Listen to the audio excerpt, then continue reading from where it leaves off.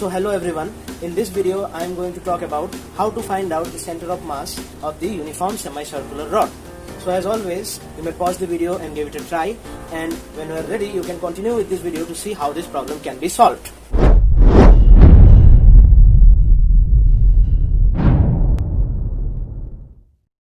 So let me introduce myself.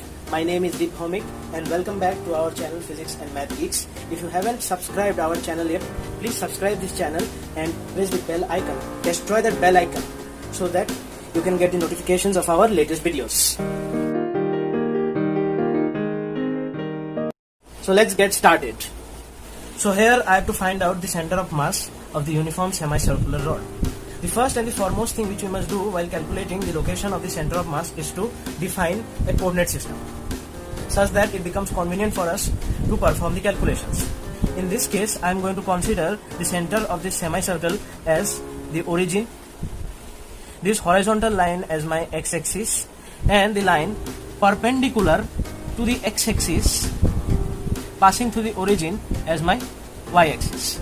So this is the coordinate system which we will be using in the calculation of the location of center of mass. Now how is it convenient? The convenience comes from the fact that if you look at it carefully, the y-axis symmetrically cuts the semicircle. The left side of the semicircle is same as the right side of the semicircle if I consider it along the y-axis. So as a result, since it's a uniform semicircular rod, the mass concentration on the left hand side of the y-axis will be the same as the mass concentration on the right hand side of the y-axis. So your center of mass will lie on the y-axis somewhere out here, and so by using this assumption I can directly say that the x coordinates of the center of mass will be equals to the z coordinates of the center of mass, which is equals 0.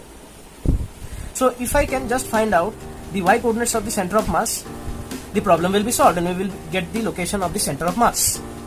Now here, since the uniform semicircular rod is again a continuous mass system, we are going to consider this uniform semicircular rod to be made up of a large number of point masses. Okay, suppose here is a point mass, here is a point mass, here is a point mass, here is a point mass. These point masses, they together form this uniform semicircular rod. Let me consider one such point mass at an angle theta with the positive direction of the x-axis. Let me consider a small portion of the uniform semicircular rod. Let it subtend an angle d theta at the center.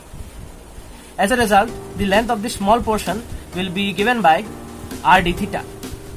How could I write this? We remember, if we had a circle, don't go into the drawing, having a radius r, and we have an arc whose length is L and it subtends an angle theta, then the relationship between these three parameters is given by theta is equals L by R. Theta must be in radians.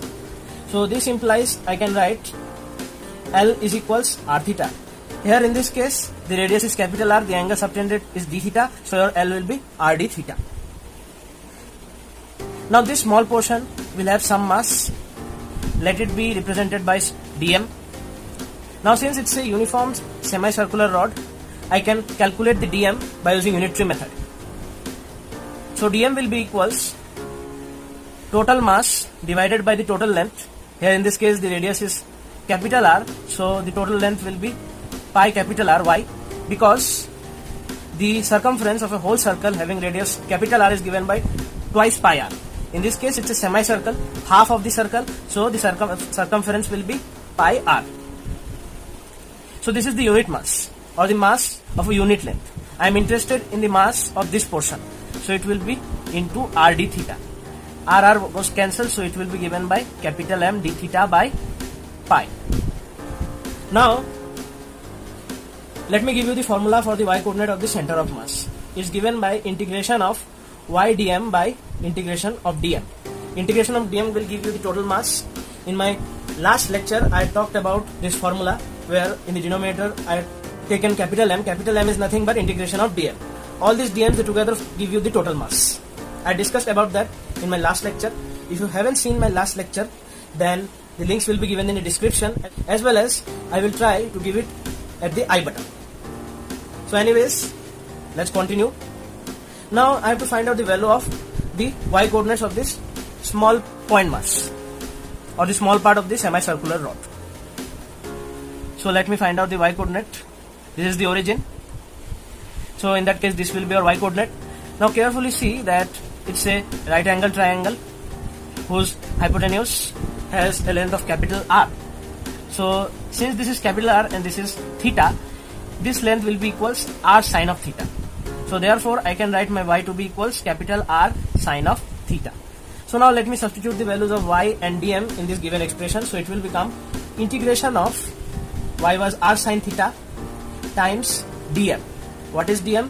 Dm is capital M d theta by pi divided by the integration of again dm, it's capital M d theta by pi. Now let me write the limits for integration. For the semicircle, the theta can vary from 0 to 180 degree. Now 180 degree is pi radians. So my limits will be from 0 to pi in both the cases.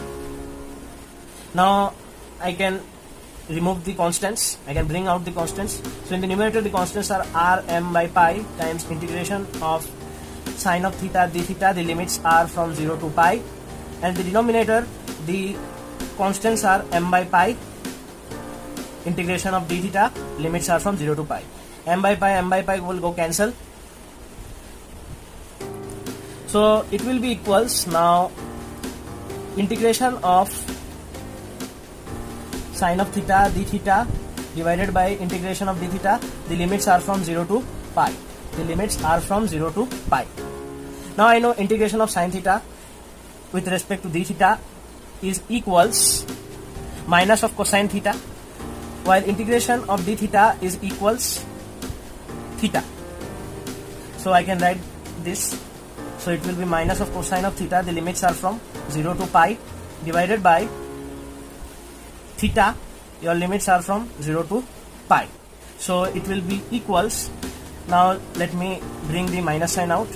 It will be cos pi minus of cos 0 divided by pi minus of 0. Now cos pi is equals minus 1 while cos 0 is equals 1. So it will be equals now minus of minus 1 divided by pi. So it will be equals, I am extremely sorry, the constant r will be on the numerator, r. So now it will be equals minus of r times minus of 2 divided by pi. Minus goes cancel, so it's equals twice r by pi. So therefore the y coordinate of the center of mass is given by twice r by pi, and this is the location of the center of mass of this uniform semicircular rod. Now if you find out 2 by pi in the calculator, it will be 2.2 by 3.14. It will be greater than half. So your center of mass will be above the midpoint of the radius r. It will be somewhere out here. So this will be your center of mass. So this was the problem for today's video. If you have liked this video, please leave a thumbs up, and once again please subscribe the channel for the latest videos. I will see you in my next video. Thank you.